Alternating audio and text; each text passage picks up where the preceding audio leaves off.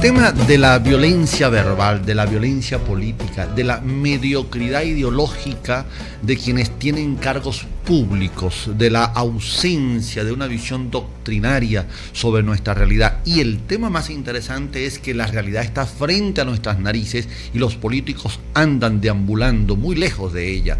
Sin embargo, la realidad está allí y el pueblo está por encima de la realidad. Tenía razón, y Luis, hay un señor que me lo conseguí ayer, Gilberto, un vendedor de café, que me decía, y me debe estar escuchando, me decía: pues, señor Elmer, lo que pasa es que el pueblo los políticos no se embarran de pueblo, porque le tienen miedo al pueblo, porque es más fácil manipularlo, ¿ok? Es más fácil mentirle. Ahora, si la historia la estamos haciendo, si nosotros hacemos estos señalamientos críticos sustentados en la realidad, muchos periódicos no reflejan la realidad, periódicos del gobierno o periódicos de la oposición o empresas, porque son empresas mercantiles, medios que tampoco reflejan la realidad, sino la visión del dueño del medio o del dueño del grupo o la visión del grupo político al cual el dueño del periódico milita. Entonces, pero hay gente que está en este pueblo pensando, hay gente que está haciendo cosas buenas. Que sabe que eso no es la realidad. Sí, el caso de lo que pasó en el Trapiche de los Clavos es muy interesante, por más que como la satanización que se produjo allí, ese enfrentamiento o ese entrenamiento verbal contra el imperialismo, los gritos, lo que hubo allí. Muera, abajo. Es decir, no se puede atacar al adversario en esos términos, no es cultural. Tú puedes, aquí tengo una llamada que me dicen que diga qué pasó con el Trapiche. ¿Tú estuviste allí? Sí, yo escuché eso. Bueno, lo escuchábamos de lejos, no me acerqué, pero hubo gente que se impactó mucho, gente del Trapiche, ¿verdad? De los fundadores del Trapiche que se impactó mucho. Incluso se hablaba mal de presidentes y se hablaba del doctor Caldera, por ejemplo. Yo digo que esa es una de las figuras que yo más respeto, porque he tenido muy bonitos encuentros con el doctor Caldera, con todas nuestras diferencias políticas, es decir, que yo las tengo desde luego, pero me tocó conversar con él con el 6º Congreso de Sociología en la Universidad Central, y ese señor 6 años más tarde entro yo a la universidad a recordar mi vieja universidad, y me lo encuentro en un pasillo y me saluda: ¿cómo está, Arias? A mí me pareció asombroso eso, y era un hombre muy porque educado. Las diferencias se pueden manejar. Claro, es decir, así como se maneja. Claro, el presidente Chávez decía hace año y medio barbaridades contra Santos, el actual presidente de Colombia, y hoy están sentados en la misma mesa negociando. Mira. Entonces, ¿cómo poder nosotros combatir, Luis, ese nivel verbal, esa manera de expresión grosera, altanera? Leyendo, pero los políticos en trabajo de gobierno, en posición de gobierno, no tienen tiempo de leer, no leen, de hecho no leen, ¿no? Pero si tú te pones a leer, por ejemplo, el libro sobre la biografía de Lenin que me acabo de leer, es del Viejo Topo. El Viejo Topo es una editorial española, por cierto, muy buena, y eso es una biografía simplemente. Lenin se puso furioso el día que apareció el trabajo de un filósofo llamado Ernst Mach, M-A-C-H, Mach en alemán, porque él propone. Él es un escéptico y un empirista. El empirismo inglés hay que leerlo muy en serio, ¿viste? Porque tú piensas así, tú piensas en la existencia de un Dios que dirige todo, y yo no pienso de un Dios que dirige todo, pero nosotros somos amigos. Pero fíjate que tú decías leyendo, yo estuve acá a Javier Carrillo, un dirigente del sector transporte de Boconó, y él comentaba algo muy, muy sensato, de mucho sentido común. Me decía: tenemos los transportistas que revisarnos, que mejorar nuestro nivel, nuestra relación con la comunidad. Es un hombre sencillo que me debe estar escuchando, ya la residente de La Loma, de la línea Jardín. Entonces, el asunto no es ver lo del costo del pasaje como que si fuera el final o el objetivo grande del transportista. Es como incorporarse a la ciudad, como todos remar hacia adelante, todos sumarnos. No es poner a un sabio al frente de la alcaldía, no, es poner a una persona con sentido común. Ya estarán al siguiente día el grupo que estábamos viendo en el Trapiche, lo mudan para la plaza al día siguiente y sacan ese alcalde. Entonces imagínate tú que un lugar que es para el cultivo del alma, para el cultivo del espíritu, claro, que hicieron en la gobernación con el Ateneo de Trujillo o con el Centro de Historia. Exacto. Esos arrebatos, esos actos violentos. Contra Mario Briceño Iragorri, que es un emblema, por el amor de Dios. Por el amor de Dios. Pero te pasa entonces lo que acabamos de leer, la invitación a los actos aniversarios de los 448 años de Boconó, y traen como orador de orden a un ministro del deporte que no tiene nada que ver con la historia de Boconó. porque no tiene nada que ver con la historia de Boconó. Boconó. No, es un muchacho joven, un muchacho que hermano está en el grupo del presidente Chávez, pues, pero es un irrespeto a la cultura popular, a la cultura del pueblo. Sí, porque Boconó fue un acto de protesta. No se fue la gente, cuando la capital la mudaron de Boconó, la gente que vivía aquí en la quebrada de... ¿Cómo se llama el otro río que pasa por Boconó? Que famoso. Bueno, uno de los apellidos. No nos vamos de aquí. Eso fue un acto de protesta. Y quedó no fundada. Boconó no fue fundada nunca, sino que se estableció por decisión de ellos. Ya tenían unos indios con que tenían muy buena relación. Habían aprendido los indios a rezar. Tenían sus vacas, tenían sus cochinos, tenían sus chivos. Porque eso ocurre como 10 años después de la llegada. Porque fíjate tú, de los un acontecimiento tan importante como el aniversario del pueblo, que debe ser un momento para la reflexión de nuestro pueblo boconés, de nuestro pueblo trujillano, con gente nuestra. Entonces, cuando llegan al poder, se convierten en una macoya, sí, en unas cúpulas. Entonces, entre ellos mismos reciclan. Y ahí encajo con lo que tú hablabas ayer con la muchacha con la socióloga Yolanda Durán.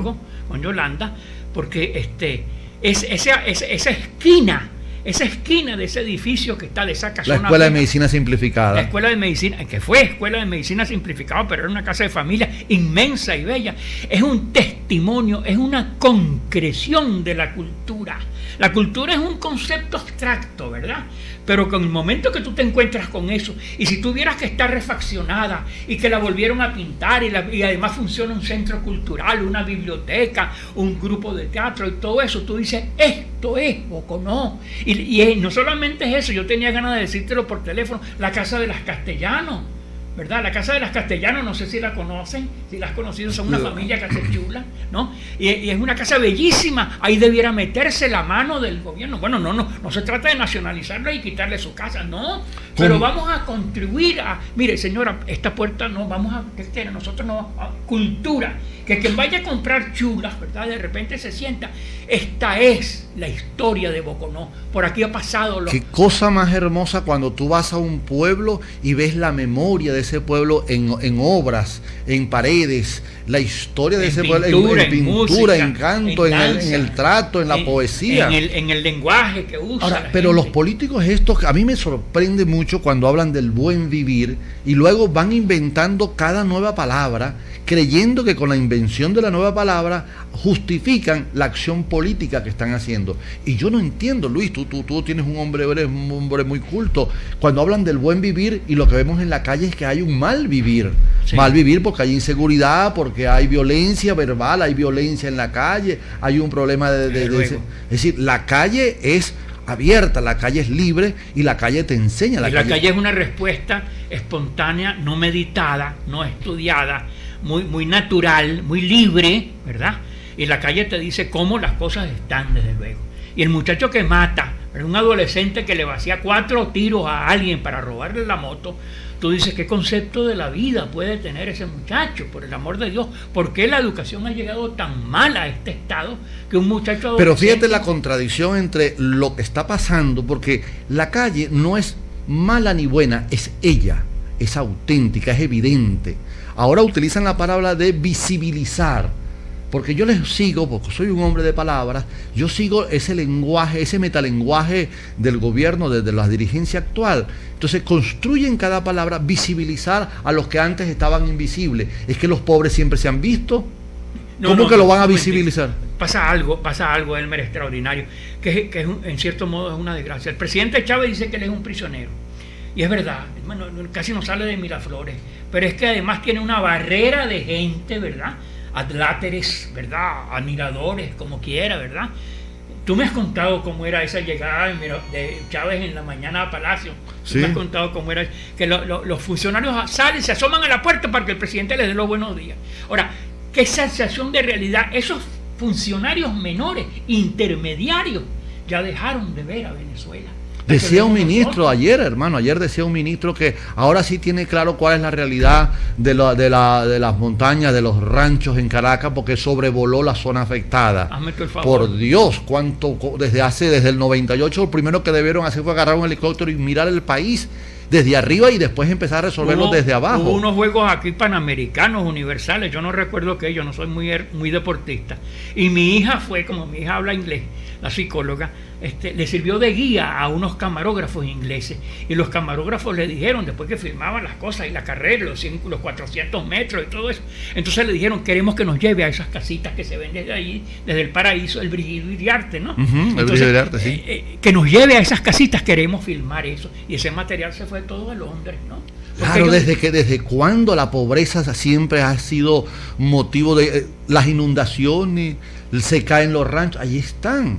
Hay la quebrada Segovia, que es el drama que tiene la señora Hilda, una señora que me llama permanentemente. El peligro, me están diciendo que para el 20 de mayo, Julio debe tener la memoria, se conmemoran los 30 años de la inundación, del drama que hubo en Boconó, ¿no? En el año 81.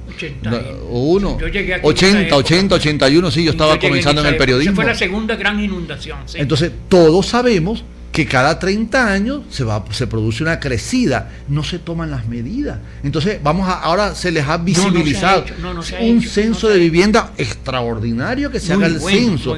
Pero por Dios, tenemos 12 años donde el drama de la vivienda estaba allí a flor de piel. Y el censo de la arena que viene acumulándose, y el río ha elevado 1,5 metros. A mí lo que me preocupa, Luis, es que la gente, que ellos crean, los políticos crean que la gente lo va a tolerar siempre, cada nueva invención de jornada, de agropatria, de agro yo no sé qué. Tengo una llamada telefónica, a ver, ¿quién me llama, por favor? Arquímedes Bastido. Arquímedes, ¿en qué te puedo servir, Arquímedes?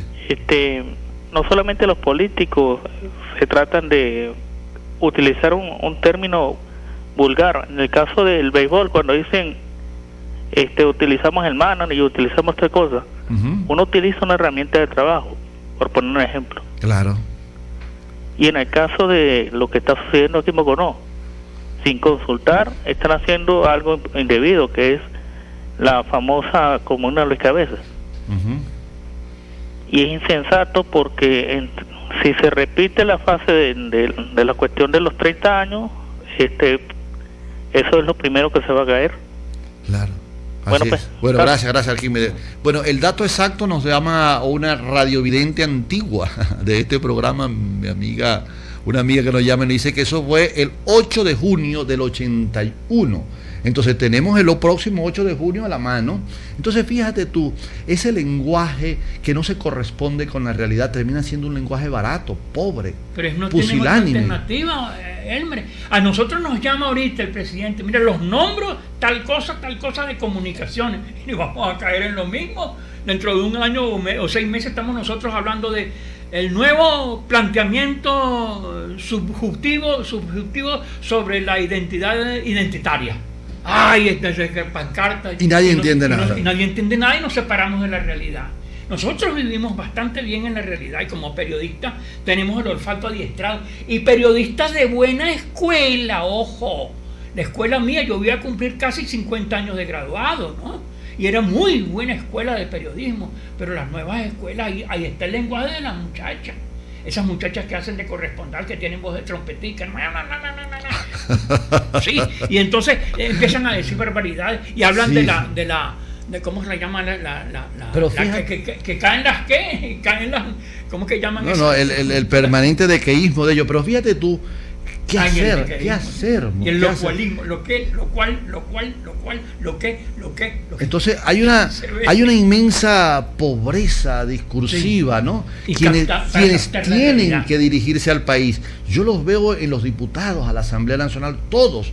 Y aquello, mira, tendrás que hacerlo pero con pinza, sacar uno que otro que es coherente en el planteamiento. Ahora, Luis, los políticos son necesarios en la historia de la humanidad. Inevitable, ese es un mal necesario. El tema es los que no son políticos, que nosotros somos periodistas con formación política.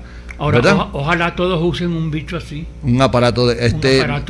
Este es el del mi camarógrafo, es mejor Twitter, que el mío. Sí. El Twitter, ¿verdad? Claro. Ojalá el twitterismo traiga. Porque fíjate otro fenómeno, Elmer, muy interesante. Pero no quiero que se me vaya la idea porque se me está yendo el tiempo. ¿Qué hacer entonces frente a eso? Las escuelas, las maestras funcionales, las maestras que tampoco leen, las maestras o los profesores, porque ahora no se les llama maestros, ahora se les llama profesores, que no tienen esa visión cultural, ese pensamiento abierto, que no tienen esa actitud vocacional sino salarial.